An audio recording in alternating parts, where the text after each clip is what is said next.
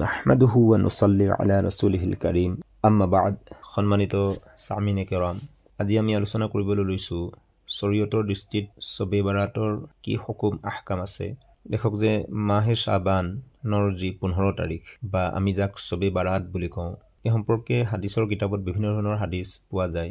যদিও সনদ হিচাপে কমজোৰ বা দুৰ্বল, তথাপিতো ফজাইলৰ হিচাপে মুহাদ্দিছিনে কেৰামসকলে এনেধৰণৰ হাদিছৰ ওপৰত আমল কৰাৰ মত পোষণ কৰিছে। সেয়েহে কিছু সংখ্যকে শবে বাৰাতৰ ৰাতিৰ কোনো ফজিলত নাই বুলি যি ক'ব বিচাৰে বা মন্তব্য কৰিব বিচাৰে, তাৰ বিপৰীতে আমাৰ উলামায়ে কেৰামসকলে এই ৰাতিত ফজিলত আৰু এনেকুৱা ৰাতিৰ গুৰুত্বৰ সম্পৰ্কে কিতাপত লিখিছে। কিয়নো প্ৰায় 10জন সাহাবা ৰাদিয়াল্লাহু তাআলা আনহুম সকলৰ পৰা হাদিছ নকল কৰা হৈছে যে নবী কৰীম সাল্লাল্লাহু আলাইহি ওয়াসাল্লামে এই ৰাতিৰ ফজিলতৰ সম্পৰ্কে বয়ান কৰিছে। গতিকে আমি যদি অধ্যয়ন কৰোঁ, তেনেহ'লে সাহাবাই কেৰাম ৰাদিয়াল্লাহু তাআলা আনহুম, তাবিঈন আৰু তবে তাবিঈন সকলৰ জামানাৰ পৰাই এনেকুৱা ৰাতিবিলাকত ইবাদত কৰি অহা পোৱা যায়। সেয়ে এই ৰাতি আল্লাহৰ ইবাদত বন্দেগী কৰিলে ইনশাআল্লাহ নিশ্চয় সৱাব বা নেকি পোৱা যাব। কিন্তু আমি মনত ৰাখিব লাগে যে এই ইবাদত বন্দেগীৰ কোনো নিৰ্দিষ্ট নীতি নিয়ম নাই। উদাহৰণস্বৰূপে যে ইমান ৰাকাত নামাজ পঢ়িব লাগিব বা নামাজত নিৰ্দিষ্ট বা অমুক সূৰাটোৱে নামাজত যে তিলাৱত কৰিব লাগিব, এনেকুৱাবিলাক নীতি নিয়ম বনাই লোৱাটো শুদ্ধ কথা নহয়। গতিকে পুৰুষ মহিলা সকলোৱে যিমান পাৰে নিজৰ সাধ্য অনুসৰি ব্যক্তিগত নামাজ, তিলাৱত, তসবিহ ইত্যাদি আমল কৰিব পাৰিব আৰু ব্যক্তিগতভাৱে দুৱাৰো এহতেমাম কৰিব লাগে। অৱশ্যে ৰাজহুৱাভাৱে কোনো আমল হাদিছৰ দ্বাৰা প্ৰমাণ নাই। আৰু এই ৰাতিত আৰু এটা আমল আল্লাহৰ নবী সাল্লাল্লাহু আলাইহি ওয়াসাল্লামৰ পৰা সাবিত আছে যে তেখেত সাল্লাল্লাহু আলাইহি ওয়াসাল্লামে জান্নাতুল বাকি এখন কবৰস্থান, তাত গৈছিলে কবৰ জিয়াৰতৰ বাবে। আম্মাজান আয়েশা ৰাদিয়াল্লাহু তাআলা আনহাই আল্লাহৰ নবী সাল্লাল্লাহু আলাইহি ওয়াসাল্লামক যেতিয়া ৰাতি ঘৰত পোৱা নাছিলে, তেতিয়া বিচাৰি গৈ পেলাই সেই জান্নাতুল বাকি নামৰ কবৰস্থানখনত লগ পালেগে। আৰু সেই হাদিছটোকে কেন্দ্ৰ কৰি আমাৰ সমাজত মানুহে এইটো নীতি নিয়ম বনাই ল'লে যে শবে বাৰাতৰ ৰাতি কবৰস্থানলৈ যোৱাটো জৰুৰী। কিন্তু এই ক্ষেত্ৰত মনত ৰাখিব লাগে যে আল্লাহৰ নবী সাল্লাল্লাহু আলাইহি ওয়াসাল্লামে শবে বাৰাতৰ ৰাতিবিলাকৰ মাজত মাত্ৰ তেখেতৰ জীৱনত এবাৰহে কবৰস্থানলৈ গৈছিলে। কিন্তু আমাৰ সমাজত শবে বাৰাতৰ ৰাতি সদায় কবৰস্থানলৈ যোৱাটো বা শবে বাৰাত হ'লেই ৰাতি কবৰস্থানলৈ যাব লাগে, এনেকুৱা ধৰণৰ চিন্তাধাৰা বা ৰাজহুৱাকৈ কবৰস্থান জিয়াৰত কৰিবলৈ যোৱা বা ব্যক্তিগত হিচাপেও কবৰস্থানলৈ যোৱাটো শবে বাৰাতৰ ৰাতি জৰুৰী বুলি ভাবি লোৱাটো, এনেকুৱাবিলাক চিন্তাধাৰা কিন্তু সুন্নতৰ বিপৰীতহে দেখা যায়।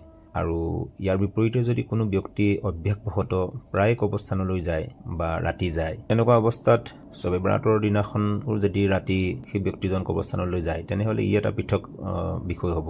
কিন্তু ৰাতি কোনোদিন যোৱাৰ অভ্যাস নাই আৰু সেই ব্যক্তিজনে যদি শবে বাৰাত বুলি প্ৰত্যেক বছৰেই যদি শবে বাৰাতত এনেকুৱা ধৰণৰ ৰাতি কবৰস্থানলৈ যাবই লাগে, তেনেকুৱা ধৰণৰ নীতি নিয়ম যদি বনাই লয়, তেতিয়াহ'লে ই এটা ভুল ধাৰণা হ'ব। অন্যহাতেদি এই শবে বাৰাতৰ ৰাতিত ৰোজা ৰখাৰ যি এটা মাসআলা আছে যে আমাৰ সমাজত মানুহবিলাকে ৰোজা ৰাখে, এই ক্ষেত্ৰত দেখক যে হাদিছৰ কিতাপত যদি চোৱা যায়, তেনেহ'লে এটা মাত্ৰ দুৰ্বল হাদিছ আছে য'ত পোৱা যায় যে শবে বাৰাতৰ ৰাতিৰ পিছদিনাখন ৰোজা ৰখাৰ কথা। সেয়ে ৰোজা ৰখাটো সুন্নত বা মুস্তাহাব বুলি কিছু সংখ্যক উলামায়ে কেৰামে মত পোষণ নকৰে, কিন্তু গোটেই শ্বাবান মাহটোৰ ৰোজা ৰখাৰ ফজিলত হাদিছৰ দ্বাৰা প্ৰমাণ আছে। কিন্তু এই ক্ষেত্ৰত এই মাহৰ শেষৰ ফালে দুৰ্বল মানুহ, যিসকলৰ শৰীৰত বিশেষ শক্তি নাথাকে, সেইসকলৰ ক্ষেত্ৰত ৰোজা ৰখাৰ বাবে আল্লাহৰ নবী সাল্লাল্লাহু আলাইহি ওয়াসাল্লামে মানা কৰিছে। কিয়নো এই মাহৰ শেষৰ ফালে খুব ভালদৰে খাই বৈ শৰীৰত শক্তি গোটাই যাতে ৰমজান মাহৰ গোটেই ৰোজাখিনি ৰাখিব পাৰে,